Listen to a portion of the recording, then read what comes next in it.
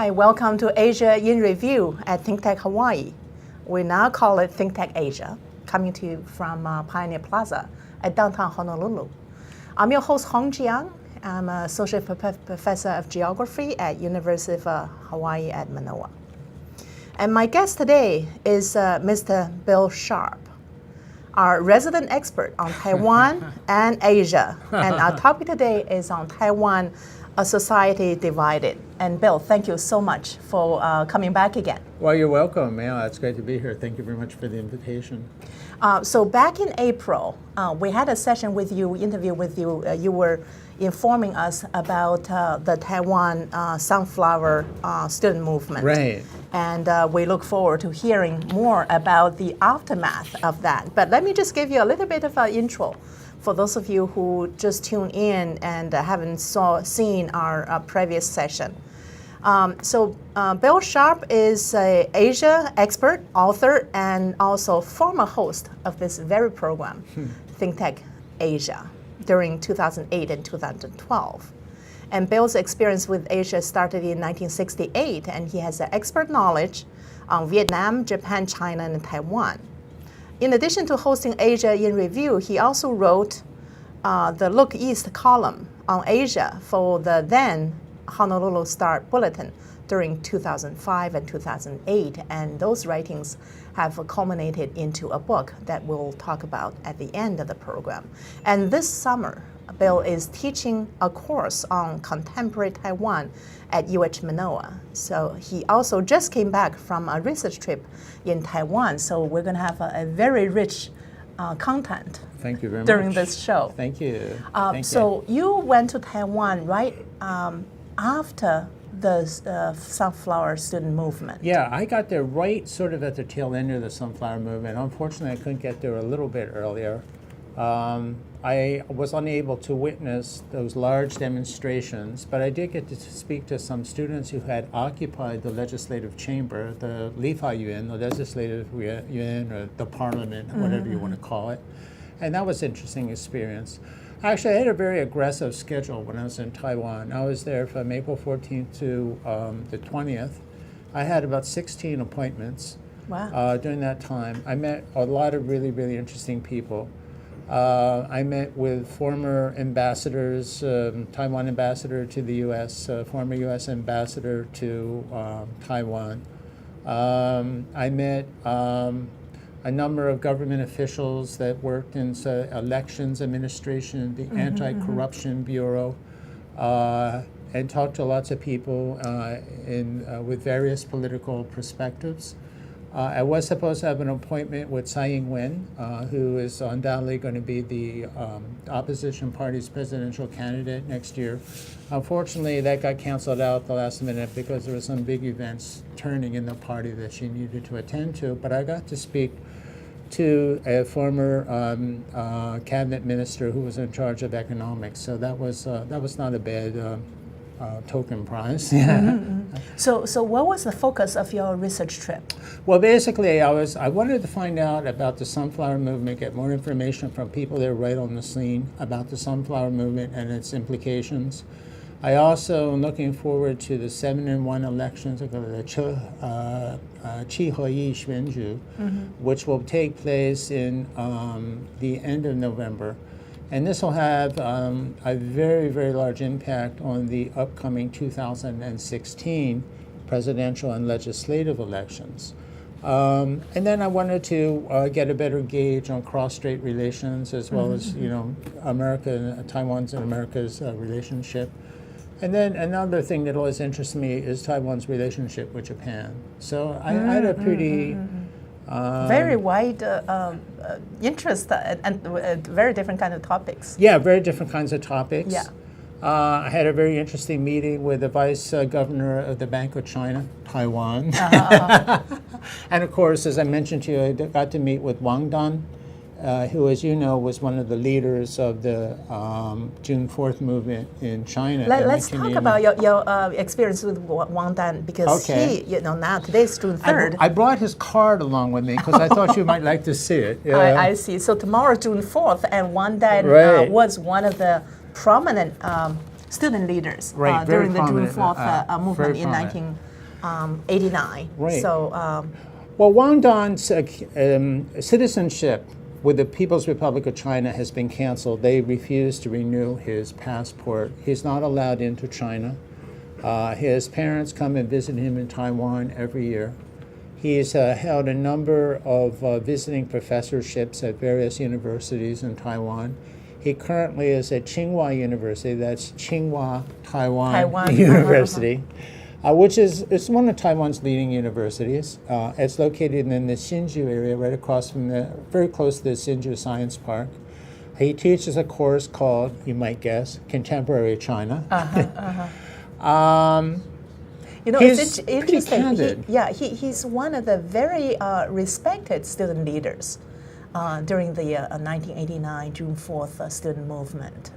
He apparently stayed behind in China, went through the jail time, and then left China. Still pretty active in the political scenes, I suppose. Well, that's interesting that you mentioned that because he was jailed. He was in that very famous, if you want to call it that, high security prison northwest of Beijing. This is the same prison in which Jiang Qing died or committed suicide. I'm not sure if Liu Xiaoqi was also incarcerated there or not, but that's where a lot of high-profile political dissidents, be it them dissidents within the party or not within the party, end up at. I asked him if he was tortured. He said no. Okay. There was, I believe, some re-education, but as far as I could determine from his comments, no physical torture. Yeah. Did you ask him about the Taiwan student movement?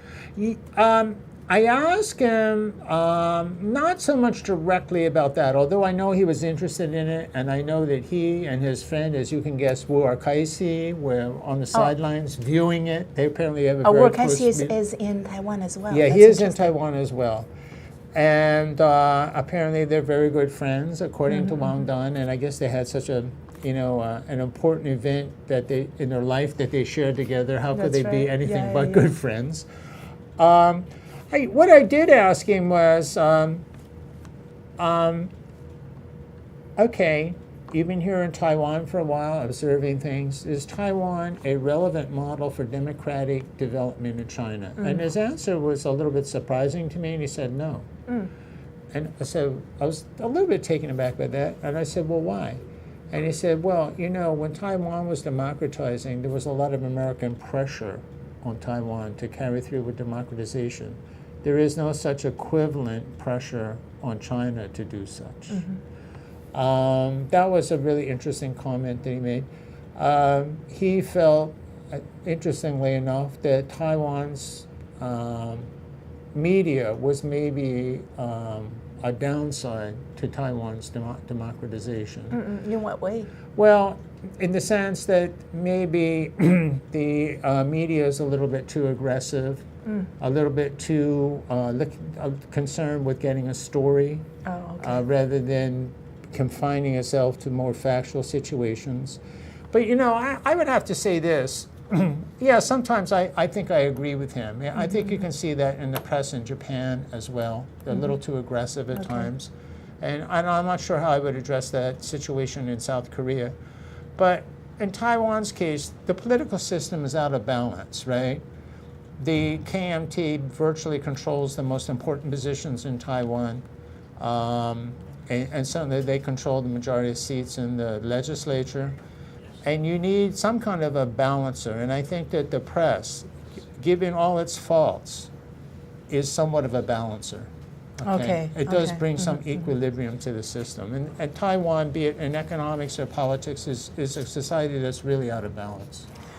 You name this show Taiwan a society divided. Can you explain what you mean? Sure. Well, first of all, I think if you look at the Sunflower Movement, now the Nationalist Party, the Kuomintang, KMT, however you want to call it, they control the legislature. The president is a member of that party. And they have the ability to ram through legislation if they so wish. They essentially tried to ram through the Cross-Strait Services Agreement, to which the students took umbrage. They were very, very upset about this because they feel that Taiwan has become too economically dependent on China. Okay. They're not sure. There's this whole process was done in such a manner that lacked transparency. They were very, very upset about that. They're worried about their future. They're worried about Chinese investment coming to Taiwan and how it might not create a job for them, but cut them out of a job. Mm-hmm. They're very, very concerned about their future. Now, they're worried essentially about the process of this. Mm-hmm. And it's not only the students. Students, they can demonstrate. They don't have many constraints on them. Like, if you take a middle class family, they have to worry about putting food on the table, about meeting their obligations. They can't take certain risks that students take. So students were representing the will of the people, so to speak. That is very true. And I think you saw in the aftermath of this that the majority of public opinion was on the side of the students. Mm-hmm. I think the students are free traders. Many people have told me that. Mm-hmm. They're not against trade, but they want trade to be free. They see China as being somewhat of not really much of a free trader.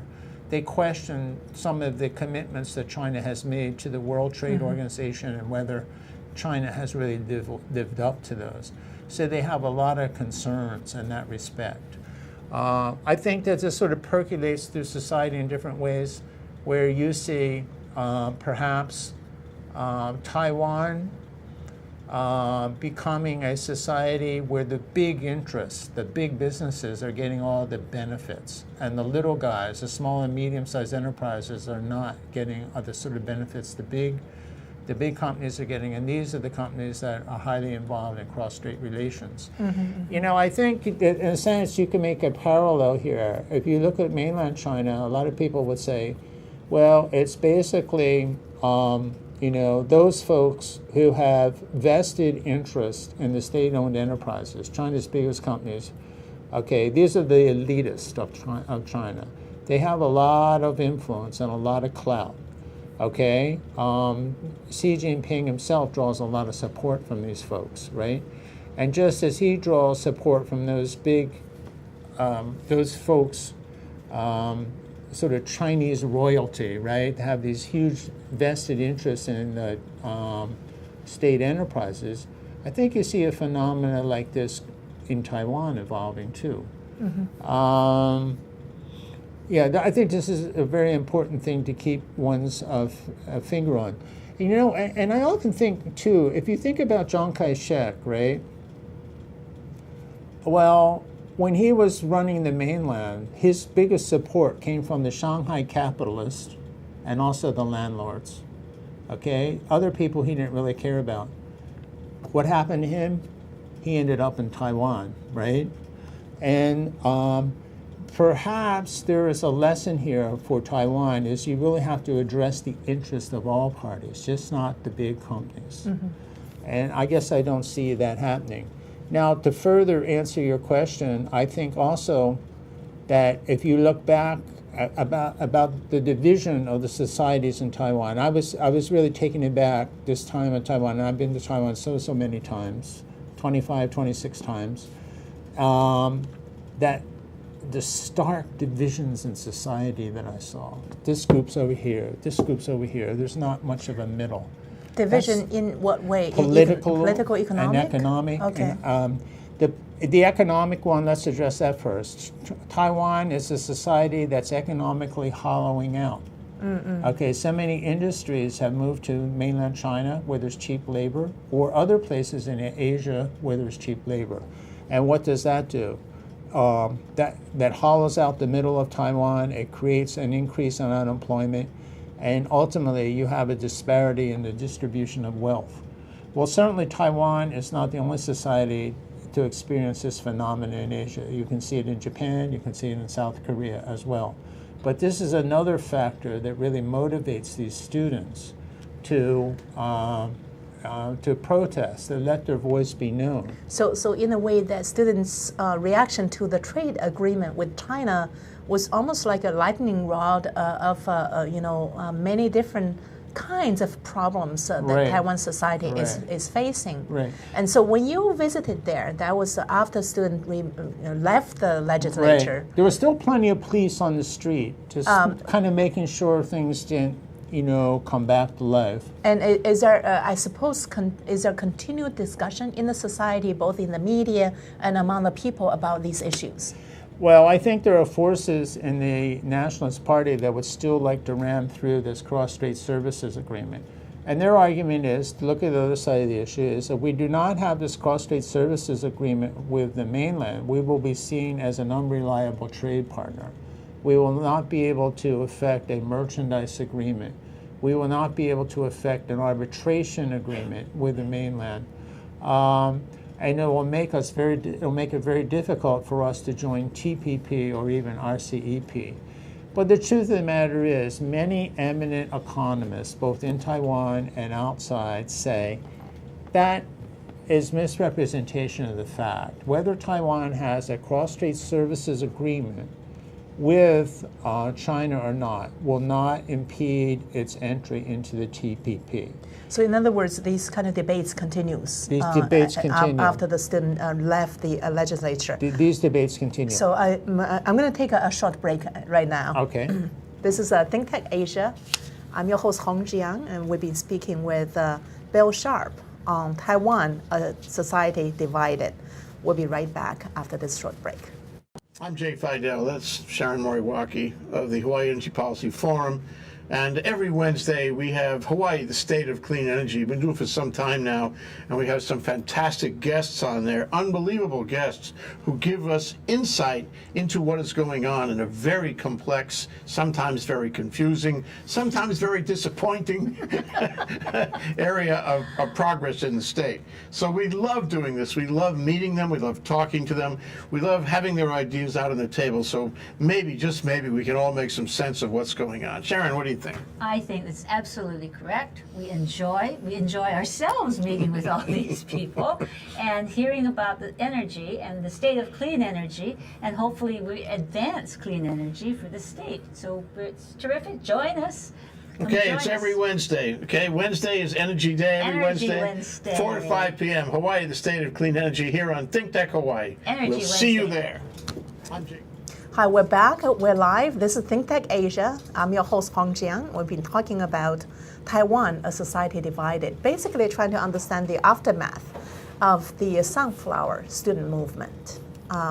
So if you have to kind of summarize, it's really an interesting time. You were there right after the student left the legislature. Right. And the movement, impact of the movement was immediately seen. You can experience it. How would you summarize the impact?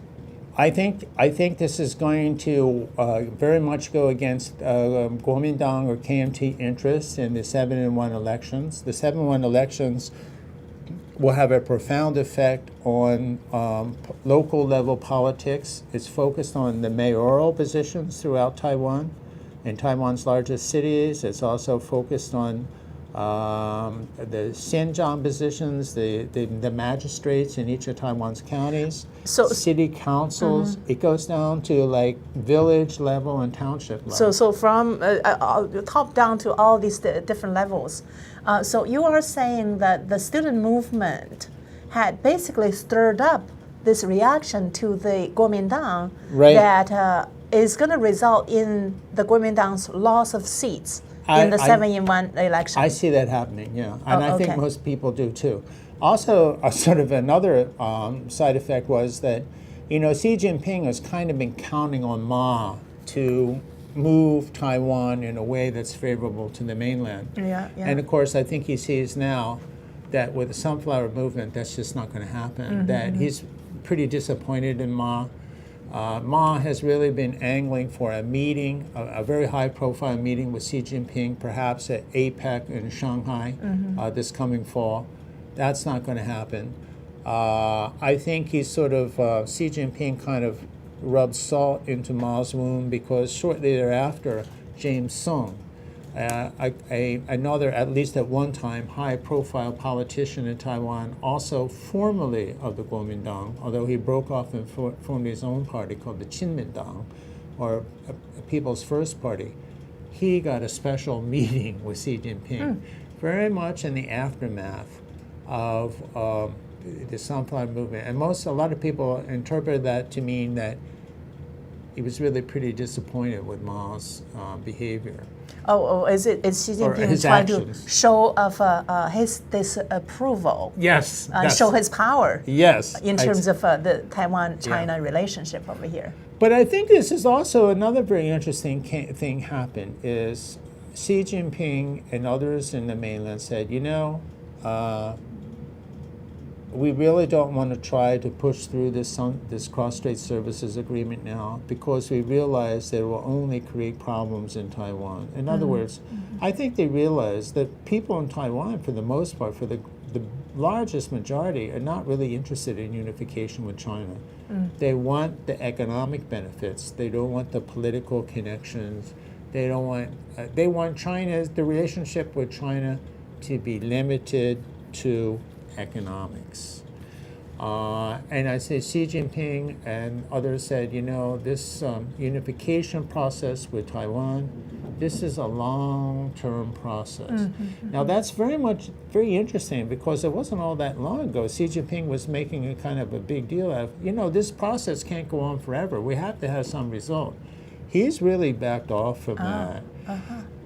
But on the other hand, if he would listen to China's Taiwan experts, many of whom I've had the opportunity to meet with, they always say this is a very long-term prospect.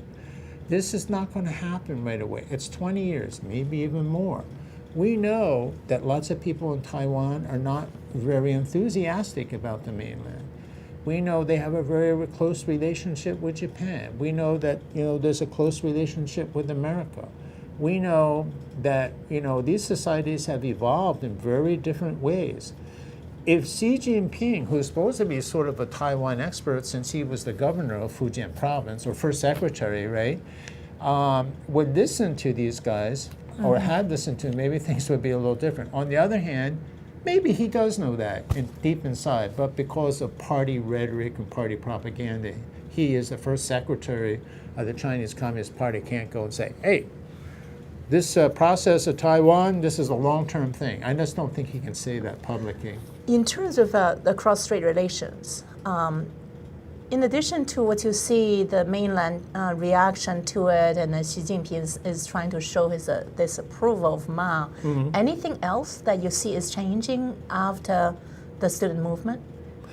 At least in terms of sentiment in Taiwan that you see when you visited? I think that Tsai Ing-wen was the largest beneficiary of the Sunflower Movement because people realized this Sunflower Movement represents a generational change in Taiwan politics. This is the time for the old leadership to fade away and for the new leadership to step up. Now, there was to be what probably would have been a very hotly contested election within the DPP, the Democratic Progressive Party, the Minjindang, for the party chairmanship. And it was going to be between Tsai Ing-wen, Su Zhongchang, the current chair, and Frank Xie, a former chair. Frank Xie and Su Zhongchang, I'm not exactly sure how old they are, 60s, mid-60s at least. After this, they saw the Sunflower Movement.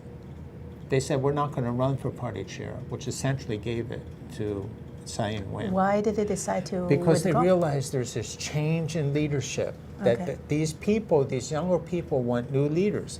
Now, some people, go ahead. Tell us a little bit more about the background of the election, because our viewers may not know the background and what stage is it? Is it election of the presidential level as well? And that presidential level is 2016, right? Right. This is the presidential election, not presidential, election for the chair position of the DPP. Okay. And who becomes party chair probably will become the next party's president? next nominee or candidate for the presidency. So Tsai Ing-wen, who ran before in 2012 and actually did a very good job of leading the party and putting together a pretty credible campaign for the presidency, but fell short. She should be in a pretty good position. What is Wen's major proposals or directions in politics? Tsai Ing-wen's? Okay. Well, basically, she's had a number of positions. She was vice premier back when Lee Dong-wei was president. She's dealt a lot with trade issues and that sort of thing. She never really was too closely affiliated with any party until she cast her lot with the DPP. I think that she has realized that there needs to be some changes in the party. The DPP has gone through a somewhat torturous process of coming up with a China policy. Okay. And the DPP traditionally has stood for Taiwan independence, and at least a very strong wing of the party. The party tends to be a bit fractious. They realize, we need a China policy. We cannot ignore China. Okay, if we don't come up with a China policy, Taiwan's relations with China will be totally monopolized by the Kuomintang. Okay, so they spent some time consulting with many people, both experts in and outside the party, about what their China policy should be. And just very recently, they came up with a China policy. And now some people might say, well, there's not a whole lot to it. But the truth of the matter is, it's a huge step forward for them. Mm-hmm. They realized that probably the last time, the 2012 election, they probably didn't win because their China policy was not very clear. And people want those economic benefits from China. Essentially, the China policy says China is here, we cannot ignore it. We do not want the Nationalist Party to monopolize that relationship. We derive economic benefits with it. We believe in the sovereignty of Taiwan as Taiwan. We believe in Taiwanese identity, but we need a better relationship with China. In terms of relations with China, in positions, is it fair to say the Kuomintang position, which is having a closer relationship with the mainland China, kind of moving toward almost like accepting the one China policy?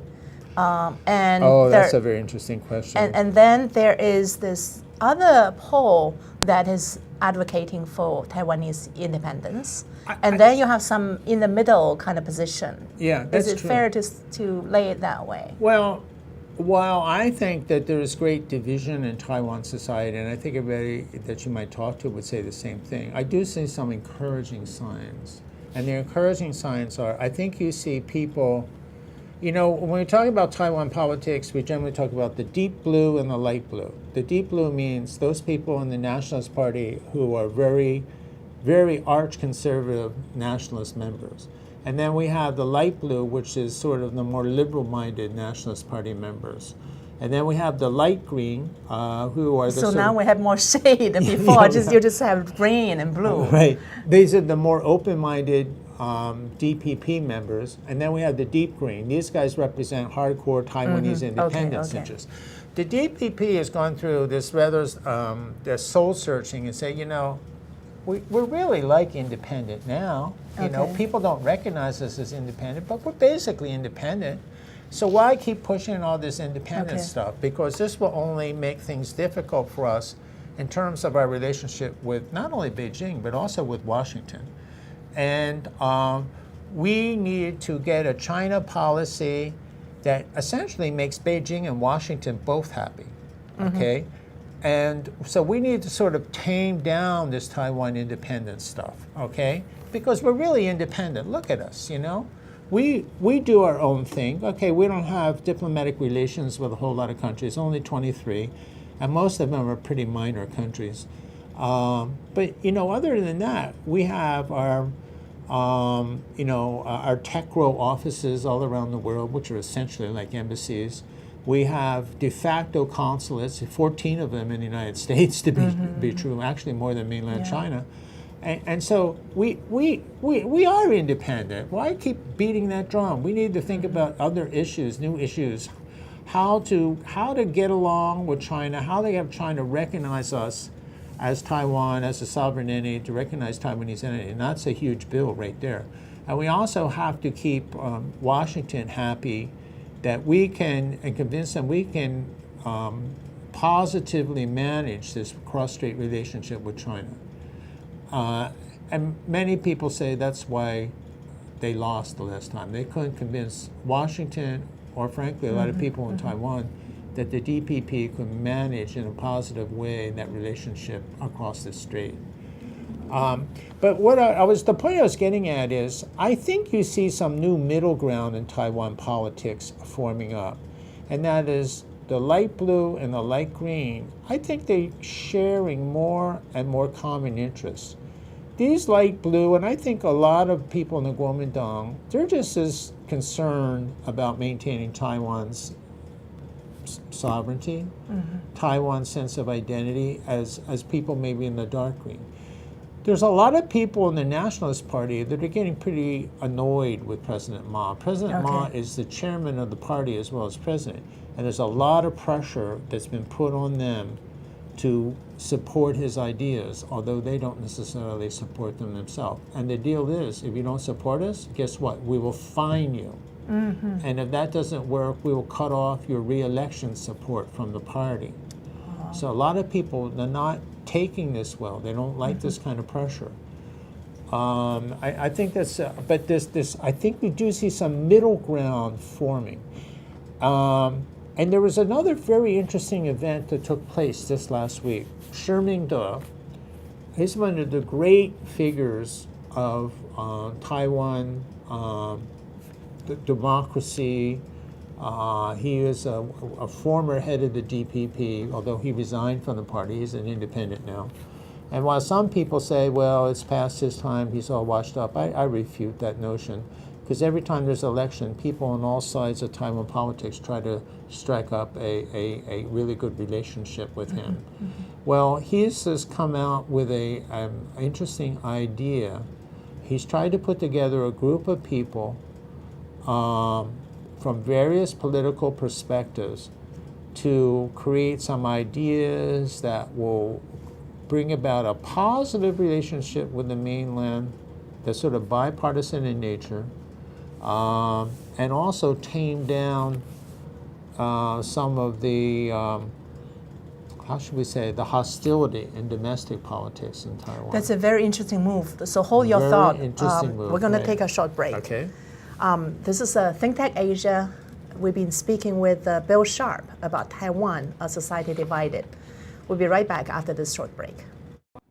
Aloha, my name is Willow Chang Elion, and I host a show called The Art of Life. We air live every Friday from 2 to 3 p.m. And what we do is basically we focus on individuals who create a unique sense of place for Hawaii. These are movers and shakers, artists, innovators. They are also traditionalists. They're all involved in the archival process, and they make this place a unique place, one that makes Hawaii a richer place to be. I hope you do join us, and certainly tell your friends about the show, whether they live here or they live abroad. It's a way to give back to our community. We're keeping it Pono. Hello, we're back. We're live. This is ThinkTech Asia. We'll be speaking about Taiwan, a society divided. So before the short break, you were talking about Shi Mingde forming this bipartisan party, or meeting, or committee to address the cross-strait relations with China. Right. Do you see that as emerging out of the concerns that spurred the Sunflower Student Movement? I think it's probably a little bit early to tell, but I think it's got to have a relationship with it, some relationship to that. Is it fair to say, in terms of politics, the upcoming election, the Sunflower Movement will result in the loss of certain positions of the Kuomintang I think that's probably true, especially in the upcoming election? in the 7-1 election. I think it's probably a little bit too early to tell about the presidential election. But that would be your kind of a prediction for the immediate election. Right. And in the long run, it seems that the Sunflower Movement had moved the society more toward the middle. Is that fair? More towards the middle. Yeah, I suppose that's fair. Especially in terms of this deep blue and deep green, and you are seeing the lighter shades in both parties. Right. Well, I think it's a very important point to make out here because, if you talk to people in Taiwan, as I mentioned, I had 16 meetings, and everybody has a little bit different interpretation of what stirred the sunflower movement. Some people will contend, oh, it was absolutely the DPP that pushed these people into it. But I talked to some high-level folks in the DPP, and I said, well, look, are you guys responsible for this? And they said, no, we're not. We had nothing to do with this, although they will admit that some people in the party that had DPP affiliations helped out. Okay. One was doctors. The Taiwan doctors, a lot of them tend to line up with the DPP. They provided medical services. There are some people in the DPP that provided meals and drinks and stuff, Okay. not alcoholic drinks, but just like, you know, water, orange juice, or whatever. Some people, I talked to one person, I thought his explanation was ridiculous, but I'll just pass it on because it's kind of fun to listen to. He said that that really this was the Taiwan Solidarity Union, a very minor party that's headed up by Lee Dong-wei, a party that's about to go out of existence. This was their last hurrah for the party and for Taiwan independence movement. But I saw nobody that I talked to that accepted that point of view. I think this person had deep antipathy for Lee Dong-wei, and he was using this convoluted interpretation as a way of striking back at Lee Dong-wei. It's important, this person had very, very deep blue sentiments. And if you remember, Lee Dong-wei was a Nationalist Party president of Taiwan who later got expelled from the party. So there's a lot of bad blood there, a lot of bad feelings. And if you talk to people on the deep blue, they will say it's all DPP all the way. And in fact, some of these folks provide a name list to me of folks, students who have participated in the occupation of the legislative chamber. And after some of their names, there was a DPP affiliation noted. Okay, but not every student had that noted after their name. And moreover, just because they were DPP members does not mean the DPP was behind it. I believe, and I think that other people will say this too, is I do not think the DPP was behind the Sunflower Movement for a couple of reasons. First of all, they realized they want to get back in power. They really want to get back in power. And they realized to do that, they need a better relationship with Beijing, and they need a better relationship with Washington. And so to do that, they're not going to cook up something like the Sunflower Movement. Yeah. It's interesting to look at the connection between the student movement and the different political parties. Is there this widely held suspicion of the student movement being used by politics? Oh, that's just some light comments by some people. In some quarters, yeah, in some quarters that's true. And would that backfire on the DPP? You know, I'm sure there are people that will try to manipulate it in such a fashion, people who will try to spin it in a way as it will go against the DPP. I think that that's pretty clear. You know, there's a very basic difference too when we talk to economics between the economic approach of the DPP and the economic approach of the Kuomintang. Okay, the Kuomintang supposedly are the big free traders. They have sort of like, we might call them Republican ideas. Therefore, free trade agreements, that kind of thing. The DPP is for free trade agreements, but they have a sort of a Japanese-influenced approach to economics. They believe in industrial policies. They believe in government subventions and subsidies to industries to get them back on their feet. They believe in retraining Taiwan's workforce so that it will be able to successfully turn out high-quality, high-value-added products. That's their approach. It's distinctly different from the Kuomintang. You know, the big economic problem I think that Taiwan has is that it's addicted to cheap labor. When labor became expensive in Taiwan, they went to China, they went to Vietnam, they went to the Philippines, they're going to Burma now. They've been in Cambodia because that's all cheap labor. You got to get away from this cheap labor stuff. You got to get into the creation of high value added, high tech products. in this way, the Koreans have outdone Taiwan, South Koreans, of course. Do you see now in your visit any sentimentality or move away from these kind of cheap labor dependent policy of the economics? Unfortunately, no. Now the government Okay. has given out some grants to different industries to get onto, start creating these products in various kinds of industries, biotech, biotechnology, and that kind of thing. But I really don't see anything that's come through yet. Maybe one exception. And that is the company called Giant Bicycles. Now, this might sound sort of strange, but they have developed new materials that are very strong and very light to build very high-tech bicycles. So Giant has crossed the line. A lot of other companies are really challenged, like HTC, which makes a lot of cell phones. They have big, big problems. Acer is not as popular as it was before. Taiwan Semiconductors, I suppose you could say that's moving along pretty well. But Taiwan's got to get off this addiction to cheap labor. That's really, in my view, that's really the essence of its problem.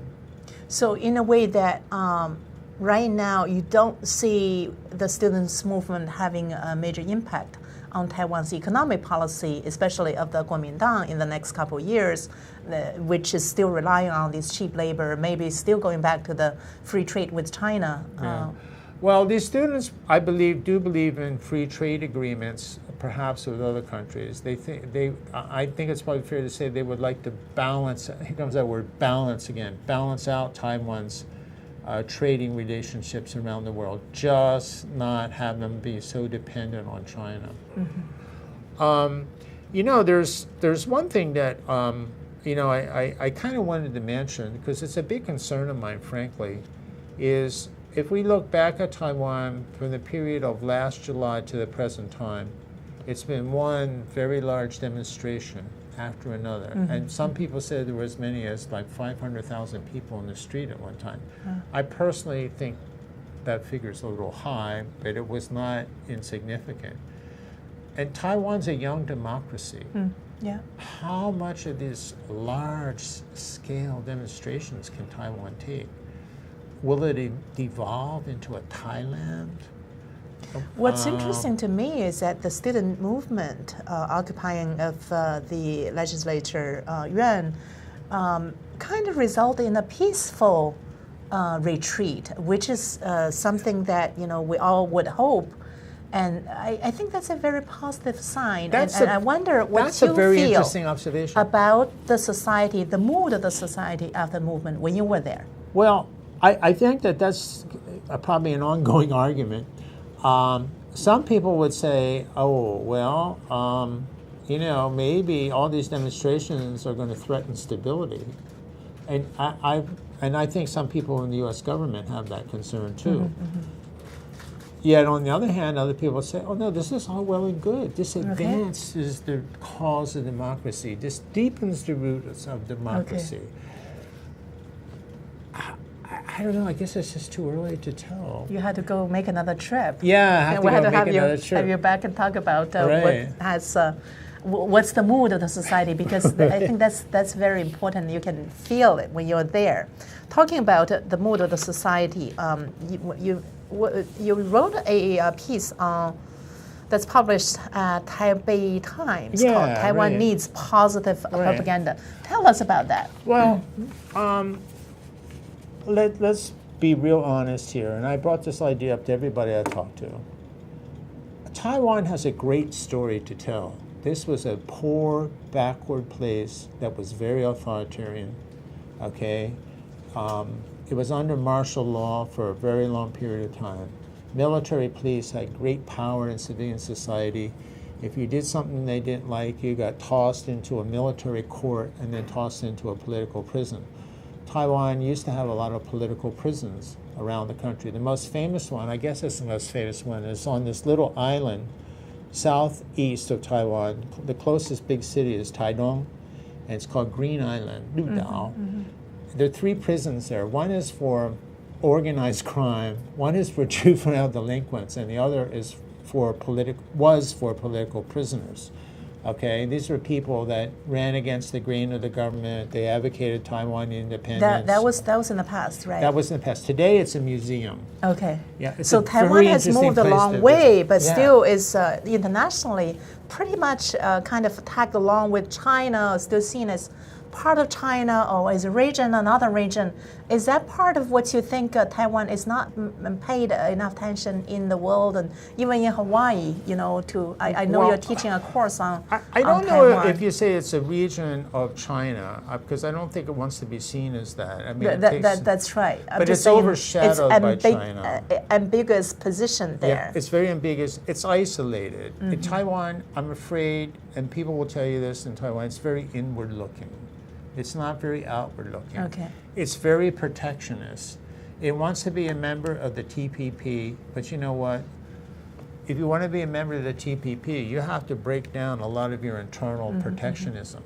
Now, Richard Bush, who's works at the Brookings Institute in Washington, D.C., and is one of America's leading Taiwan experts, he had a very interesting interview in a Taiwan magazine called Tianxia. And the gist of his interview was, if you're worried about your position in the world, you have to open up, open up, open up.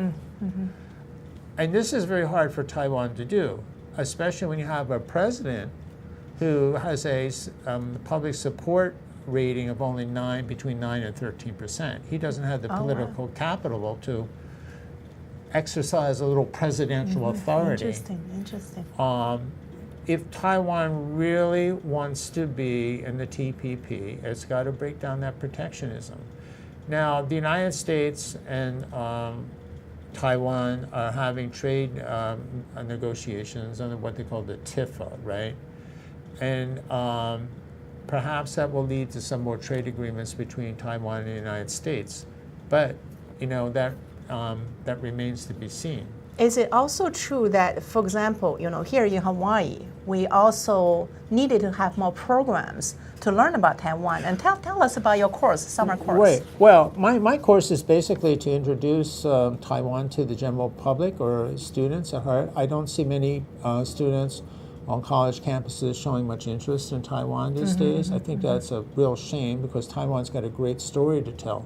Unfortunately, it doesn't tell it very well, and this is what my article in the Taipei Times is saying. Why don't you guys are so worried about what Americans think about you, but you're not really doing much to help yourself.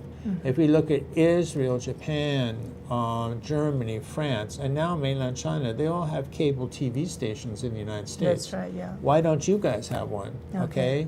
You know, it doesn't have to be about politics. It can be about anything as long as it plants the name Taiwan in viewers' minds. As I've said so many times, it's unfortunate that a lot of people in America don't know the difference between Thailand and Taiwan.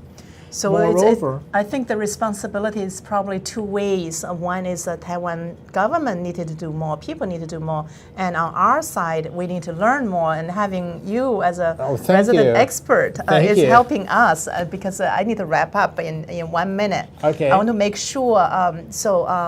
Mr. Bill Sharp is teaching a course at UH Manoa on contemporary Taiwan. And also, let's talk about your book. Okay, well, this book came out a couple years ago. It's called Random Views of Asia from the Mid-Pacific. It's divided into 10 chapters. It's a very good introduction to Asia.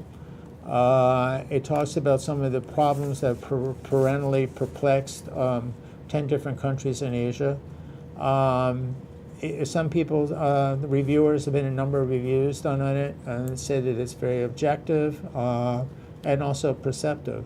And if you like to know a little bit more about Asia, I think this book is the one for you. The publisher is Savant Books and Publications. You can find it online. Can people get it at Amazon.com? Yes, it's on Amazon.com. Tell us the name of the book again. Asia? Random Views of Asia from the Mid-Pacific. Okay, well, thank you so much, Bill, for coming back You're to tell us welcome. about the aftermath of the student movement in Taiwan. You're very welcome. Yeah. So this is the ThinkTech Asia, and we've been speaking with Mr. Bill Sharp on Taiwan, a society divided. And thanks again for coming. Thank you. And I want to thank our production team and also the viewers for tuning in. I'll see you next Tuesday at ThinkTech Asia. Thank you and goodbye.